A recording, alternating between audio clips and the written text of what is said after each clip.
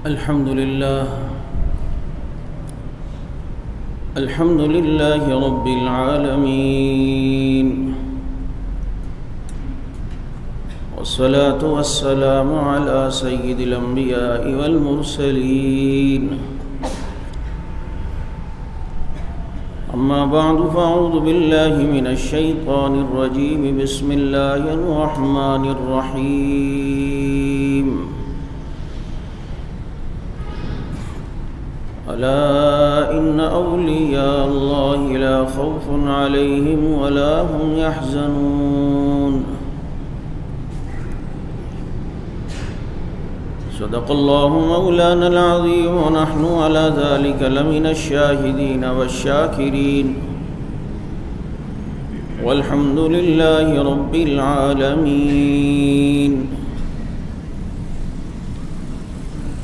يا رب صل وسلم دائما أبدا على حبيبك خير الخلق كلهم. هو الحبيب الذي ترجى شفاعته لكل هول من الأحوال مقتحم. درود پاک.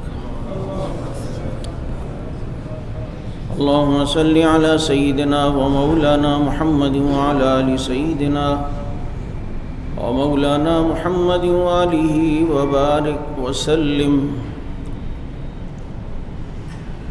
واجب الاحترام گرامی قدر سامعین، عزیز ساتھیو، محترم دوستو اور معزز بزرگوں، گزشتہ ایک مہینے سے آپ حضرات کے سامنے اولیاء کرام کے فضائل، شان، علامات و نشانیاں اور تصوف کے اعتبار سے چند اصطلاحات آپ حضرات کے گوش گزار کی تھیں.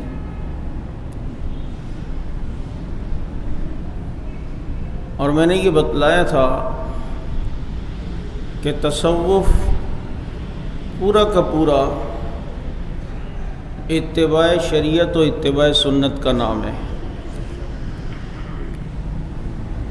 اس سے ہٹ کر اگر کوئی یہ سوچے کہ میں رب کے قریب ہوں گا، اللہ کا ولی بنوں گا، اللہ کا محبوب بنوں گا، تو خیال است و محال است و جنون.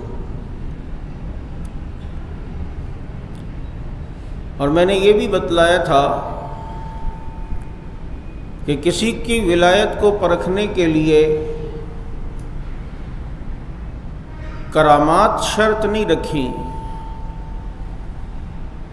بلکہ اتباع شریعت، اتباع سنت یہ کسوٹی اور پیمانہ ہے کسی کی ولایت کو پرکھنے کا. ہاں، وہ اتباع سنت و شریعت کا پابند ہے، اور پھر اللہ تعالیٰ اس کے ہاتھ سے کوئی خرق عادت کسی فعل کو ظاہر فرماتے ہیں تو یہ اس کے لیے اللہ تعالیٰ کی طرف سے ایک اکرام و اعزاز ہے، تاکہ لوگ اس کی طرف متوجہ ہوں اور وہ ہدایت کا سبب اور ذریعہ بنے. اس میں بے اعتدالی یہاں آتی ہے کہ ایک طبقہ یہ کہتا ہے کہ جی کرامات کا مذاق اڑاتا ہے. جب کسی ولی کے بارے میں یہ کہا جائے وہ یوں ہوا اور اللہ تعالیٰ نے یوں کیا اور اس کے ہاتھ سے یوں فعل سرزد ہو گیا، تو کہتے ہیں ان کو دیکھو، یہ تو شرک ہے. ایک طبقے نے اس میں غلو یہ کیا، کسی نبی یا ولی کی کرامت کو دیکھ کر پھر اسے معبود و مشکل کشا اور الہ بنا دیا اور اس سے اولاد مانگنے لگ گئے. جبکہ وَكَذَلِكَ جَعَلْنَاكُمْ أُمَّةً وَسَطًا، اللہ نے تمہیں درمیانی امت بنایا ہے. اگر ولیوں کی کرامات کا انکار کیا جائے اور اس پہ مذاق اڑایا جائے، جیسے موجودہ دور میں مرزا محمد علی انجینئر بزرگوں کی کرامات کو ذکر کر کے پھر اس کا مذاق اڑاتا ہے. دیکھیں نا کتنی پے درپی سے علماء کرام اس سال جا رہے ہیں. عام الحزن اس سال کو کہا جا رہا ہے. مفتی ظفر علی خان صاحب رحمۃ اللہ علیہ کے انتقال کے بعد کسی نے فہرست بنائی، اس سال جو علماء انتقال کر گئے پاکستان، انڈیا، بنگلہ دیش کے، وہ 177 علماء تھے جو نامور، باقی تو کئی ہیں، اور اس کے بعد بھی کتنے دنیا سے جا چکے ہیں۔ ابن الحسن عباسی صاحب کا اللہ تعالیٰ ان کی بخشش فرمائے انتقال ہوا، اور دیگر ڈیرہ اسماعیل خان کے استاذ الحدیث کا انتقال ہوا اس ہفتے، مولانا عادل خان صاحب رحمۃ اللہ علیہ کی ہمشیرہ کا انتقال ہوا۔ اللہ تعالیٰ ان سب کو غریق رحمت فرمائے۔ تو وہ جو حدیث میں ہے کہ قیامت سے پہلے علم اٹھ جائے گا، وہ اسی طرح کہ اللہ تعالیٰ علماء کو اٹھا لیں گے، پھر مرزا انجینئر جیسے جاہل بچیں گے، زید حامد جیسے جاہل بچیں گے، بابر چودھری جیسے جاہل بچیں گے، شیخ محمد جیسے جاہل بچیں گے، پھر جناب مولوی اسحاق جہلویاں والے جیسے جاہل بچیں گے، تو پھر لوگوں کو وہ خود بھی گمراہ کریں گے۔ حدیث میں ہے کہ خود بھی گمراہ ہوں گے، لوگوں کو بھی گمراہ کریں گے۔ اللہ رب العزت ہمارے صاحب فضل اور صاحب علم لوگوں کی حفاظت فرمائے، اور ان کا سایہ ہم پر تا دیر قائم دائم سلامتی کے ساتھ رکھے۔ تو عرض کر رہا تھا کہ ایک طبقے نے بالکل انکار کیا، ایک طبقے نے اتنا آگے کیا کہ پھر کرامت دیکھ کے انہیں معبود بنا دیا اور انہیں الہ بنا دیا، کہا وہ یوں کر سکتا ہے تو پھر اولاد کیوں نہیں دے سکتا۔ تو یاد رکھو، نبیوں کا معجزہ ہو، اولیاء کرام کی کرامات ہو، اس کے اوپر ایمان لانا ہے، کیونکہ معجزہ اور کرامات یہ نص قطعی کے ساتھ ثابت ہے۔ معجزات بہت سارے قرآن کریم سے ثابت ہیں، اور اولیاء کرام کی جو ولایت اور ان کی کرامات، وہ سورہ کہف میں آپ اصحاب کہف کو دیکھیں تو 309 سال تک ان کا سونا یہ ان کی کرامت ہے۔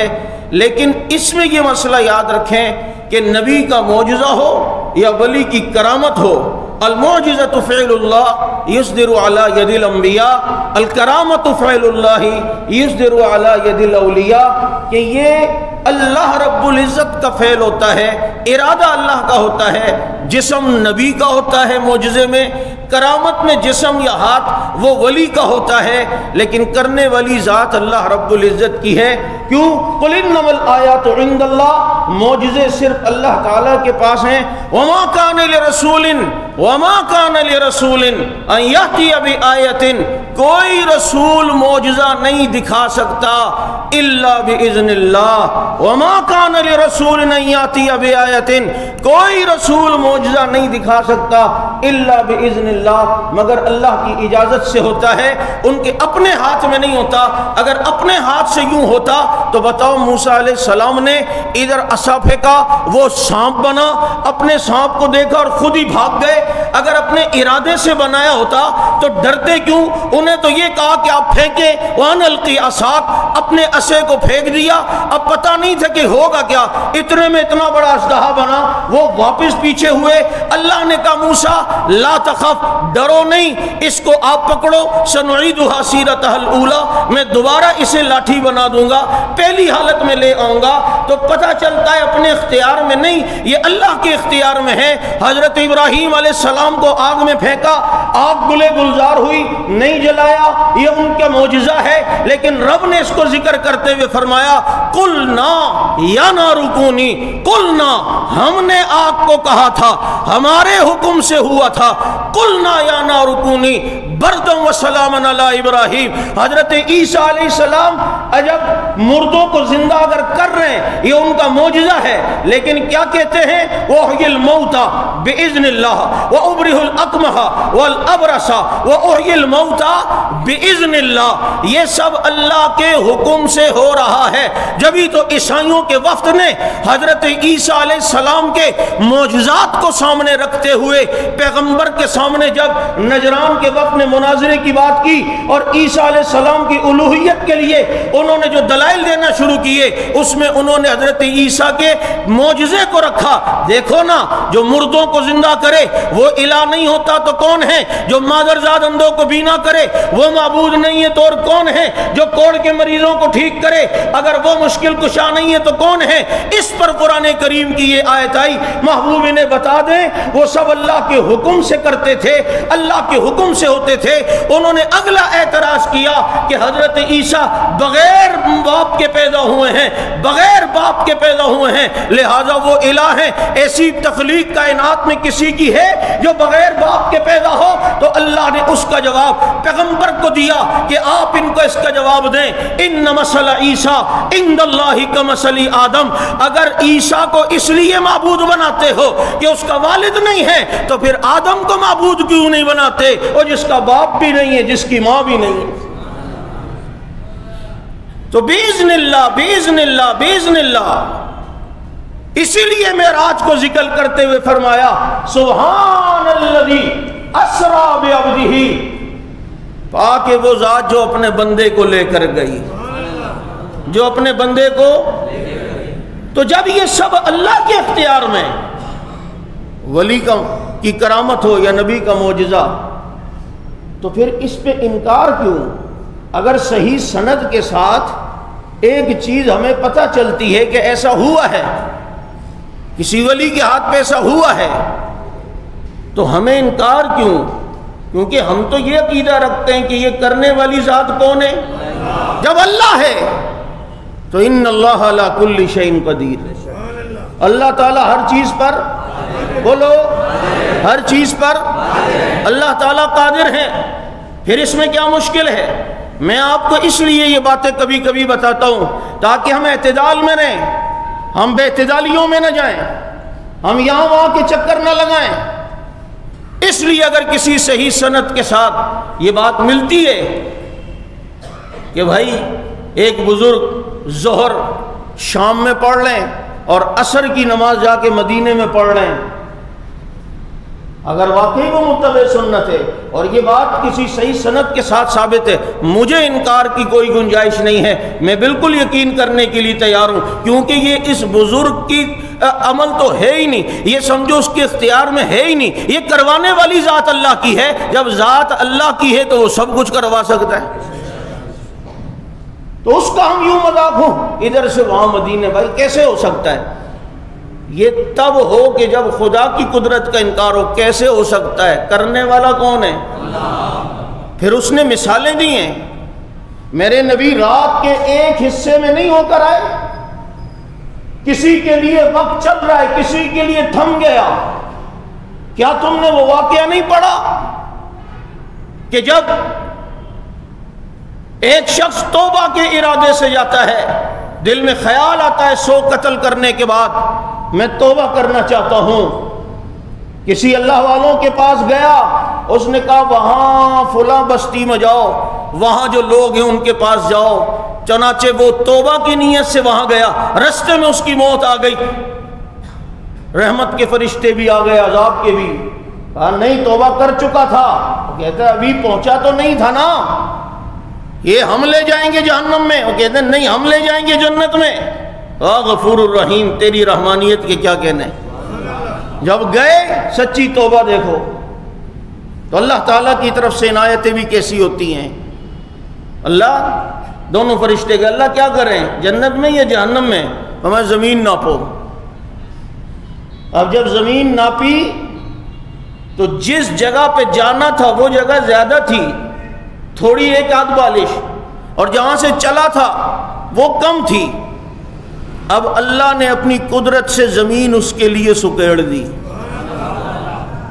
اس کو کہتے ہیں طی الارض، کہ ابھی کسی کے لیے کم وقت میں اللہ بہت سے کام لیتا ہے، اسے کہتے ہیں طی الوقت، کہ اللہ نے اس کے لیے زمین سمیٹ دی، اللہ نے اس کے لیے وقت کو سمیٹ دیا، مختصر وقت میں اتنے بڑے کام کر گیا، مختصر وقت میں اتنے زیادہ کام کر گیا۔ یہ طی الوقت ہے، اللہ کسی کے لیے وقت کو سمیٹ لیتا ہے۔ ممکن ہے، بالکل ہے، ہو سکتا ہے، ناممکن نہیں ہے، کرامت ہے، اللہ کے اختیار میں ہے۔ نماز ایک یہاں پڑھی، دوسری آ کے مدینے میں پڑھی، اگر واقعی اتباع سنت پہ ہے، متبع شریعت ہے، اور اللہ نے ان کے ہاتھ پر کرامت کا صدور کروایا ہے، یہ ناممکنات میں سے نہیں ہے، یہ ممکنات میں سے ہیں۔ اہل سنت والجماعت ہونے کی حیثیت سے ہم نے یہ بات تسلیم کرنی ہے، اس کا پھر مذاق نہیں اڑانا ہے، ہم نے پھر اس کا استہزاء نہیں کرنا ہے، اس کو اہاں کر کے نہیں لار دینا ہے۔ کیوں کہ یہ سب اللہ کے اختیار میں ہے۔ اللہ کسی کے لیے وقت سمیٹتا ہے، کسی کے لیے اللہ رب العزت زمین کو سمیٹتا ہے،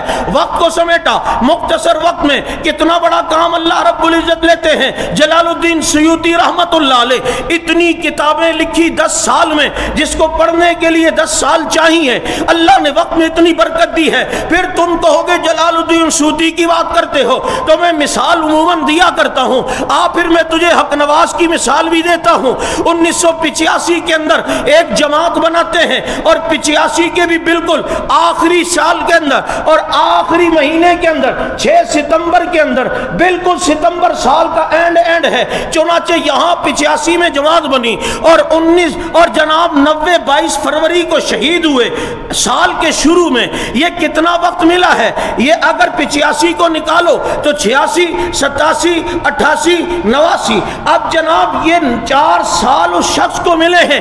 اس 4 سال میں اس کی کتنی قید بھی ہے، اس کی کتنی اسیری بھی ہے، ان کی کتنی روپوشیاں بھی ہیں۔ پھر اس 4 سال کے اندر اس کے گھریلو بھی کام تھے، پھر 4 سالوں میں وہ سویا بھی تھا، 4 سالوں میں اس نے کھانے کے لیے وقت بھی نکالا ہے، پھر 4 سالوں میں اس نے مطالعے کے لیے بھی وقت نکالا ہے، پھر اس 4 سالوں میں اس نے سفر کے لیے بھی وقت نکالا ہے۔ لیکن اس 4 سال کے مختصر عرصے میں دنیا میں انقلاب ایسا لگا کے گیا کہ جس کو کرنے کے لیے صدیاں چاہیے ہوتی ہیں، سالہ سال چاہیے ہوتی ہے، ایک عمر چاہیے ہوتی ہے، ایک نسل کے بعد دوسری نسل چاہیے ہوتی ہے۔ اور اتنا بڑے فتنے کے مقابلے میں آیا جو 1300 سال سے اس امت کی جڑوں میں گھسا ہوا ہے۔ قادیانیت بھی مانتا ہوں فتنہ ہے، لیکن اس کا تعارف کروانے میں کتنا عرصہ لگا ہے، لیکن جو 1350 سال پہلے کا یہ فتنہ ہے، 4 سال کے مختصر عرصے میں حق نواز نے اسے وہ تگنی کا ناچ نچایا، اس کی حقیقت اور کلی کھول کر لوگوں کے سامنے ایسا اشکارا کیا ہے، اور 4 سال میں ایسا انقلاب برپا کیا ہے۔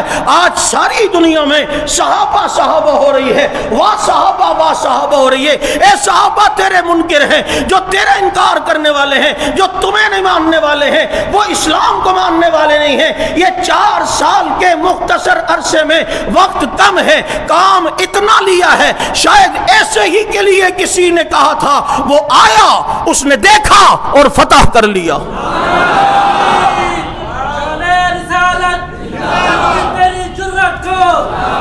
اب یہ کیا ہے؟ وقت مختصر، لیکن کام اللہ نے لیا یا نہیں؟ تو کسی کے لیے زمین سمیٹ دی، کسی کے لیے اگر کرامت ہے تو مجھے کیوں انکار کرنا ہے بھائی؟ اس کے اپنے اختیار میں ہی نہیں ہے، یہ کس کے اختیار میں؟ اور ان اللہ علی کل شیء قدیر، اعتدال میں رہو۔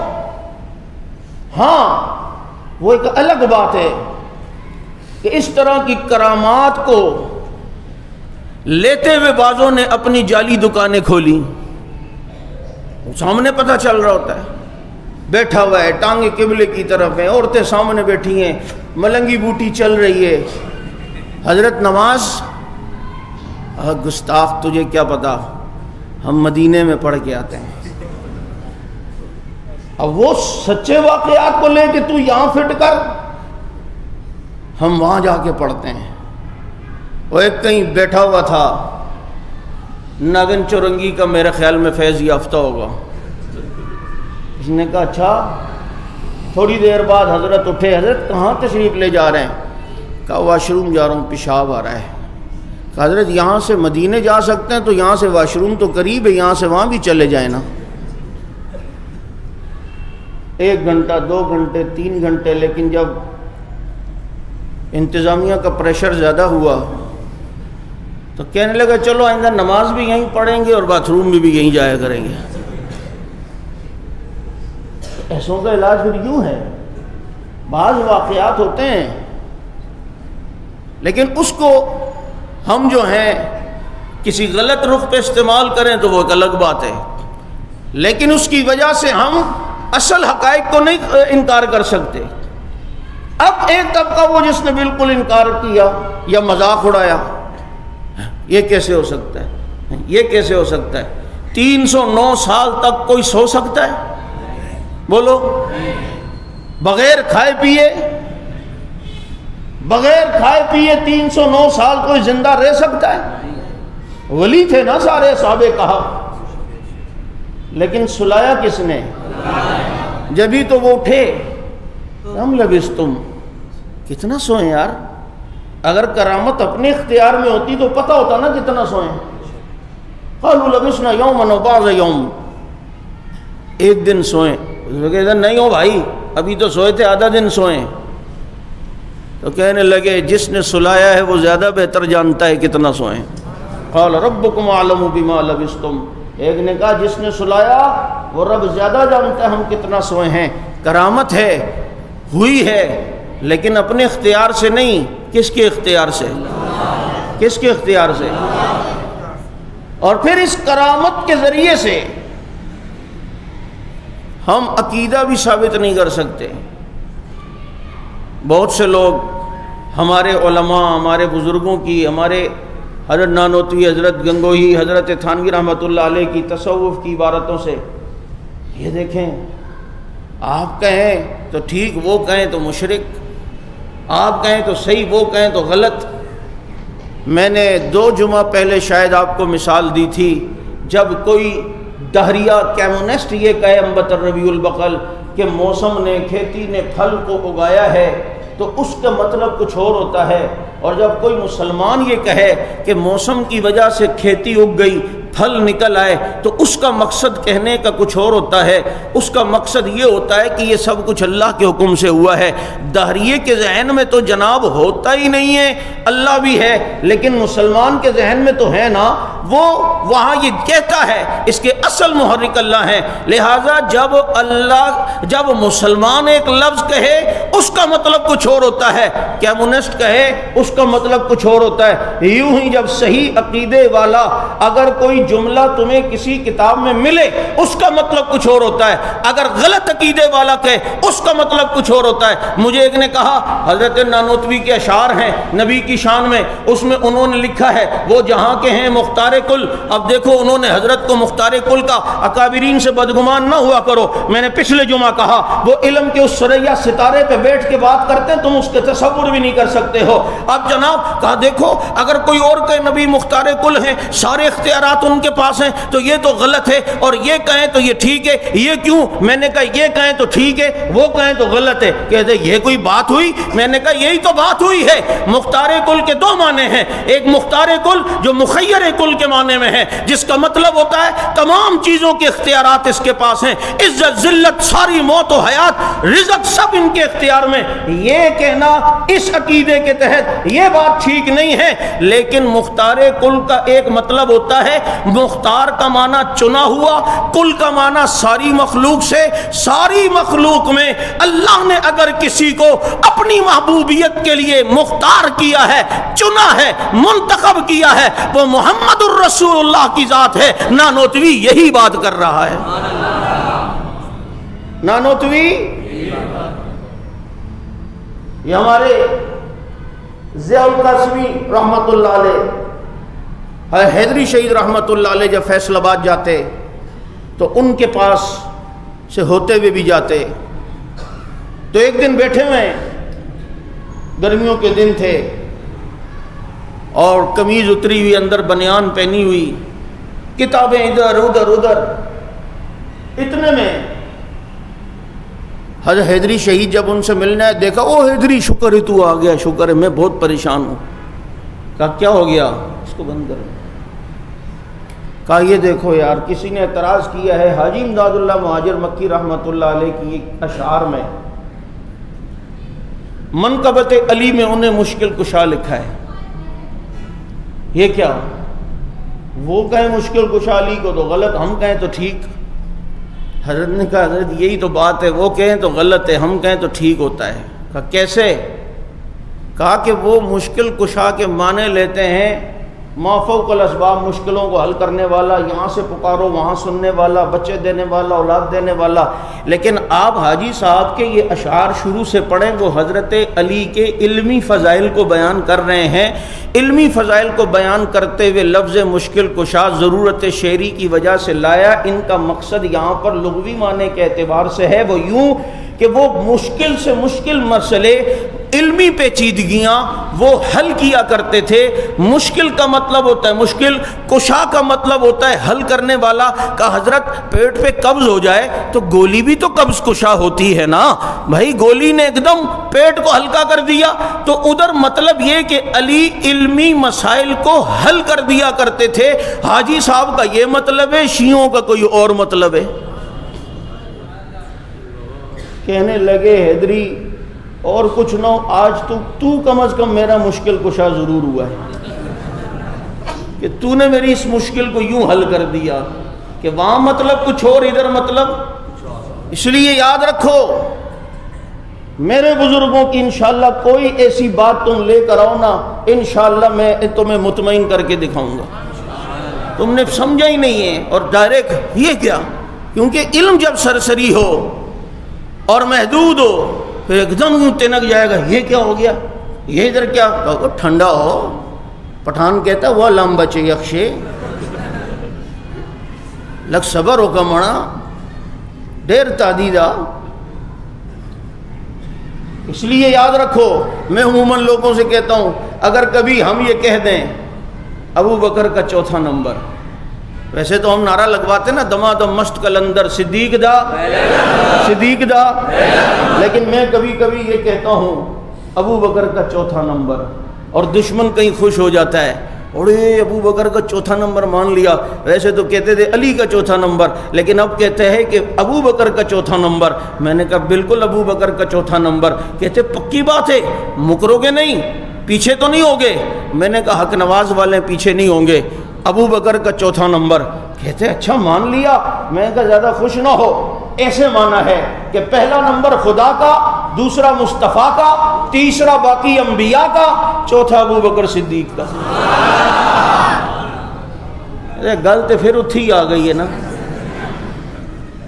میں کہا تم ہمیں جان سے پھیر کے لاؤ گے، انشاءاللہ حق نوازیت ہماری پیشانی پہ چمکتی ہوئی تمہیں نظر آئے گی انشاءاللہ. تو ایک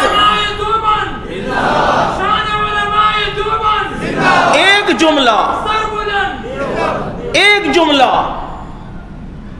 موحد کہے مطلب کچھ اور ہوتا ہے، مشرک کہے اس کا مطلب، مسلمان کہے مطلب کچھ اور ہوتا ہے، دہریہ کہے اس کا مطلب کچھ اور ہوتا ہے.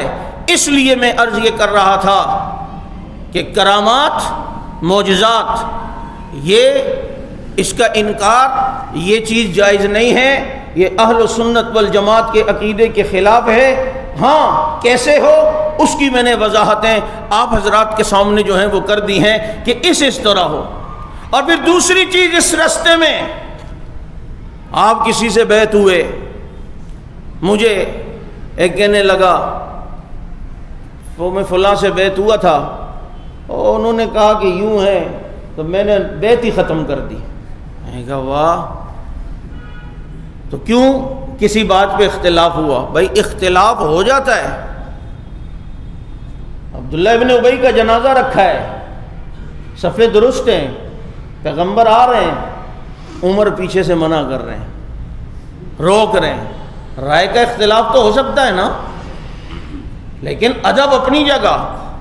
اللہ کے نبی نہ پڑھیں، اللہ کے نبی یہ منافق اس کی نماز جنازہ نہ پڑھیں. ماں عمر دنیا کیا کہے گی، یہ محمد اب اپنے لوگوں کی جنازے بھی نہیں پڑھتا، لوگوں کو تو نہیں پتہ نا.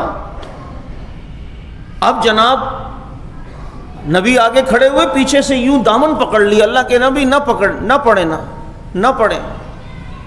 اور نبی نے جب اللہ اکبر کہا، یہی عمر پیچھے اللہ اکبر کہہ کے کھڑا ہوا ہے۔ ایسا نہیں ہے کہ سائیڈ پہ ہو جائے، نہیں بھائی ہمیں تو پتہ ہے، ہم تو نہیں پڑھیں گے۔ اختلاف ہوتا ہے لیکن جماعت میں رہ کر، ادب کے دائرے میں رہ کر اللہ تعالیٰ پھر مدد بھی کرتے ہیں۔ اور مدد کیا کی؟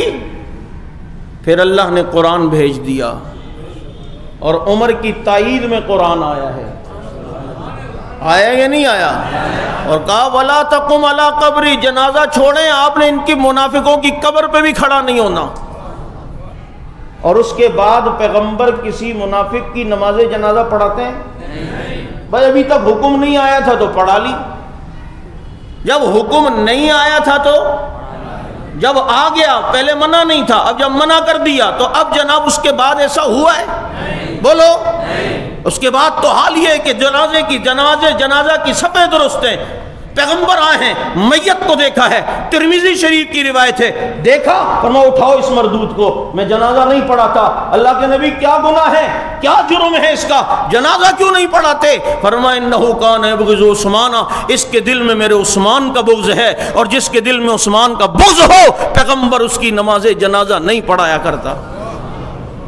جب تک حکم نہیں تھا تو کر لیا، آ گیا تو اب کیا؟ بولو۔ اب کوئی خدا نخواستہ پیغمبر پہ اعتراض کرے، ہو جی منافق کی نماز جنازہ پڑھ لی، اللہ نے منع نہیں کیا ہوا تھا؟ جب منع کر دیا اب کس کے بعد کسی منافق کی نماز جنازہ پڑھی؟ تو بھائی اگر کبھی صحابہ کی کوئی ایسی بات دیکھو اور اس وقت تک اس کا حکم نہ آیا ہو، اب اس کے بعد دیکھو کہ کیا ہے۔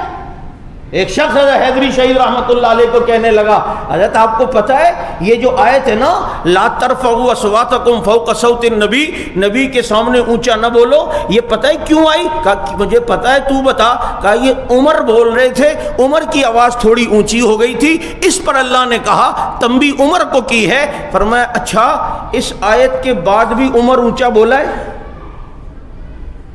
نہیں سمجھے۔ کہ جب تک منع نہیں تھا، حکم نہیں تھا تو جرم بھی نہیں ہے۔ اب جب منع ہو گیا اس کے بعد کا بتانا کہ اس کے بعد ایسا ہوا ہے کہ وہ پھر جناب اونچا بولے ہوں، پھر تو اتنا آہستہ بولتے تھے کہ پیغمبر کو بھی بولنا پڑتا تھا عمر کیا بول رہے ہو؟ پھر تو عمر کا حال یہ ہے، نبی قبر اطہر میں چلے گئے اور فاروق اعظم مسجد نبوی میں بیٹھے ہیں، ایک شخص آیا ہے اور باتیں کسی سے کرنے لگا، وہ کہتا ہے اتنے میں مجھے ایک چھوٹی سی کنکری آ کے لگی، میں نے جب مارنے والے کی طرف دیکھا تو وہ عمر امیر المومنین تھے، مجھے بلایا، کہا لگتا ہے تم یہاں کے نہیں ہو؟ کہا نہیں میں دور سے آیا ہوں۔ کہا اگر یہاں کے ہوتے تو تیری شکل میں بگاڑتا، تجھے شرم نہیں آتی پیغمبر کی قبر کے سامنے اونچا بول رہا ہے؟ اب تو وہ پیغمبر کی قبر اطہر کے سامنے بھی اونچا نہیں بولنے دیتے، کیونکہ ان کو پتہ ہے یہاں اونچا بولنا گستاخی ہے۔ اب بھی اونچا بولو گے نہ بولو دونوں میں فرق ہے آج بھی۔ اسی لیے من صلی علیہ عند قبری سمیتہ، جو میری قبر کے پاس سلام پڑھے گا، محمد کہتے ہیں میں خود سنوں گا، میں خود بولو۔ اب عمر کا حال یہ ہے، وہ جی پہلے تو شراب بھی کتنوں نے پی ہے، شراب جب جائز تھی تو پی ہے، لیکن جب منع ہوا اس کے بعد کسی نے پی؟ بولو۔ انما الخمر والمیسر والانصاب والازلام رجس من عمل الشیطان۔ ماننا ہو تو ایسا کہ اگر ایک چیز میں آدمی عادت میں ہے، لیکن جب یہ آیت آئی جو لوگ شراب کی تجارت کر کے پورے قافلے لا رہے تھے، انہیں جب پتہ چلا انہوں نے اپنے مٹکوں کو وہیں توڑا ہے، اپنے گیلنوں کو وہیں پر بہایا ہے۔ اگر کسی کے منہ میں تھی اور یہ آیت اس کے کانوں میں پڑی تو منہ والی بھی اندر نہیں گئی، باہر گئی ہے، وہ باہر آئی ہے۔ اسی لیے تو کہا ان جیسا ایمان لاؤ، جب پتہ چلے اللہ اور رسول نے اس بات کا حکم دیا ہے تو کرتے ہیں، جب کہا منع کیا ہے تو منع ہو جاتے ہیں۔ اور یہ منع ہونے والے کون؟ صحابہ۔ یہ کوالٹی والے کون؟ صحابہ۔ یہ صفات کے حامل کون؟ اس لیے تمہیں کوئی اصول دے رہا ہوں، اگر کوئی صحابی کے بارے میں کوئی ماضی کی بات لے کر آئے، تو نے کہا جب تو نے کہنا ہے جب منع ہوا اس کے بعد کیا، اس کے بعد ہوا، جو چیز پہلے منع نہیں ٹھیک ہے، اب جب منع ہو گئی بات اس کے بعد کی کر۔ اس لیے میں عرض کر رہا ہوں کہ فاروق اعظم رضی اللہ تعالیٰ عنہ رائے کا اختلاف ہوا، کبھی شیخ سے رائے کا اختلاف بھی ہوتا ہے، یہ تھوڑی ہے جاؤ میں تو پیر، میرے لیے پیر بہت تیرے لیے مرید بہت، پھر ایسا آدمی فیض نہیں حاصل کر سکتا۔ حضرت گنگوئی رحمۃ اللہ علیہ کی ہفتہ کتاب ہے جس میں بعد میں تو حضرت نے رجوع کیا لیکن شروع میں مولود کی قائل تھے، اور اس میں جناب اس میں انہوں نے ذکر بھی کیا ہے، یہ باعث ثواب ہے، باعث برکت ہے۔ بعد میں حضرت حاجی صاحب نے اس سے رجوع کیا ہے اس مسئلے سے کہ نہیں ایسے کام نہیں ہو، یہ بدعت ہے، لیکن جب رجوع نہیں تھا کتاب تھی۔ حضرت گنگوئی حضرت حاجی امداد اللہ مہاجر مکی رحمۃ اللہ علیہ کے مریدوں میں سے ہیں، حضرت نانوتوی حاجی صاحب کے مریدوں میں سے کسی نے حضرت گنگوئی نے تو فتویٰ دیا ہوا تھا یہ مولود یہ چیز بدعت ہے، یہ چیز ناجائز ہے، اس طریقے سے ربیع الاول میں یہ حرکتیں کرنا اور جناب قیام اور یوں کرنا کہ حضور آ گئے۔ اب جناب انہوں نے کہا کسی نے آ کر حضرت آپ تو یہ کہتے ہیں اور آپ کے شیخ نے یہ لکھا ہے، اب بتائیں آپ پڑھیں یا اپنے شیخ آپ کے بڑے ہیں؟ فرمایا اس کتاب کو حمام میں جھونک دو، ہم نے ان کے ہاتھ میں تصوف پہ بیعت کی ہے، مسائل میں وہ ہمارے مقلد ہیں، ہم نے ان کے ہاتھ میں تصوف پہ بیعت کی ہے، مسائل میں ہمارے مقلد ہیں۔ آپ بہت بڑے پیر ہیں عالم ہیں، آپ کا شیخ علم کے اس مقام پہ نہیں ہے، علمی معاملات میں اگر کبھی ہو جائے ٹھیک ہے وہ علمی اختلاف ہے، امام ابو یوسف امام ابو حنیفہ رحمۃ اللہ علیہ کا کئی مسائل میں اختلاف نہیں ہے، یہ جی اس میں شیخین ایک طرف ہے، اس میں صاحبین ایک طرف ہے، اس میں طرفین ایک طرف ہیں، یہ کیا ہے؟ یہ ادب کا تقاضا ہے، اس لیے با ادب با نصیب، بے ادب بے نصیب۔ اللہ تعالیٰ سمجھ عمل کی توفیق نصیب فرمائے۔ وآخر دعوانا الحمدللہ رب